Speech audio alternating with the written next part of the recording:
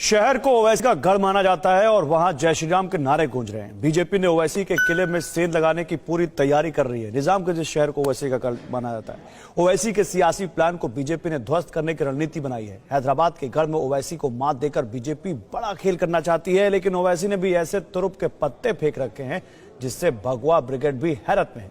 ओवैसी आखिर हैदराबाद की चार मीनार की लड़ाई के दम पर अपने सियासी मुस्तकबिल की कौन सी मीनार की तामीर करने वाले हैं, देखिए।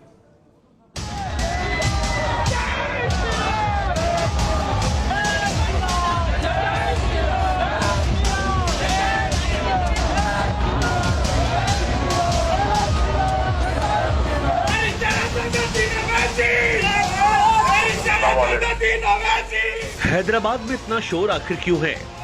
ओवैसी का फोकस किस ओर है?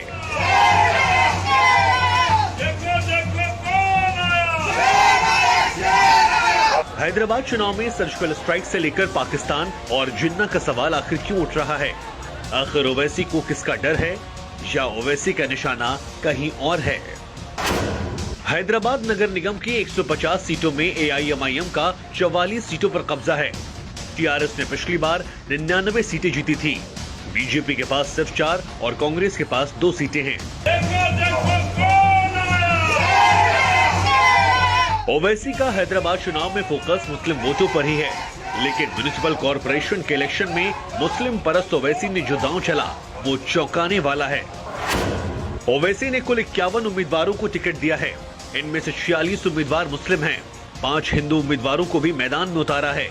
एआईएमआईएम ने 10% हिंदू उम्मीदवारों को टिकट दिए हैं। जिस ओवैसी को बीजेपी कुछ नेता आज का जिन्ना बताते हैं, वो 10% हिंदुओं को उम्मीदवारी का टिकट देकर इसके जरिए बीजेपी पर डबल अटैक भी कर रहे हैं। नगर निगम चुनाव में 5 हिंदू उम्मीदवारों को टिकट देने के पीछे ओवैसी का मकसद बहुत साफ है। पिछली बार के चुनाव में ओवैसी की पार्टी ने जिन हिंदू उम्मीदवारों को टिकट दिया था, उनका स्ट्राइक रेट 50% था। हैदराबाद में कुल 40% मुसलमान वोटर हैं। ओवैसी ने 2016 के चुनाव में भी 4 हिंदू उम्मीदवार उतारे थे। इनमें से 2 ने जीत हासिल की थी। ये पूरा का पूरा ये जो लड़ाई है, ये लड़ाई बेहद ही दिलचस्प होती जा रही है और एक नगर निकाय का जो चुनाव है वो कितना रोमांचक हो चुका है, किस तरह से लोगों की उस पर निगाहें टिकी हुई हैं और बीजेपी कितना ताकत लगा रही है, ये अपने आप में बहुत कुछ कहता है। बीजेपी के पास अभी तक सिर्फ 4 सीटें हैं, सिर्फ 4 सीटें हैं और वो इस संख्या को काफी ज्यादा बढ़ाना चाहती है, अपनी हिस्सेदारी करना चाहती है ये जो नगर निकाय चुनाव है उसमें, और कुल मिलाकर के इसी बहाने तेलंगाना में अपनी जमीन मजबूत करने की कोशिश में है। कैमरा निशान के साथ अभिषेक उपाध्याय, भारतवर्ष, हैदराबाद। बीजेपी ओवैसी के सियासी दांव को चुनावी दिखावा बताती रही है।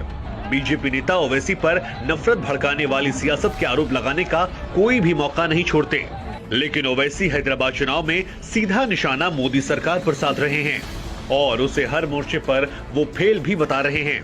ओवैसी हैदराबाद चुनाव के जरिए अपनी मुस्लिम सियासत का पैगाम पूरे देश में पहुंचाना चाहते हैं। बिहार चुनाव में मिली कामयाबी के बाद भड़काऊ भाईजान की नजर बंगाल पर है। उधर बीजेपी भी हैदराबाद चुनाव के दम पर दक्षिण में अपने किले को मजबूत करना चाहती है। दरअसल ग्रेटर हैदराबाद नगर निगम 24 विधानसभा सीट में फैला है। तेलंगाना की जीडीपी का बड़ा हिस्सा यहीं से आता है।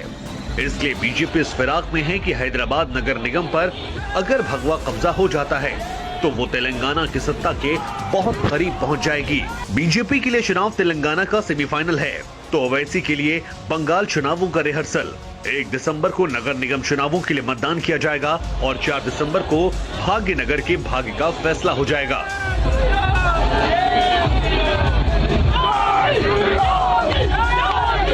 फिक्र आपकी, सोमवार से शुक्रवार रात 9 बजे सिर्फ TV9 भारतवर्ष पर।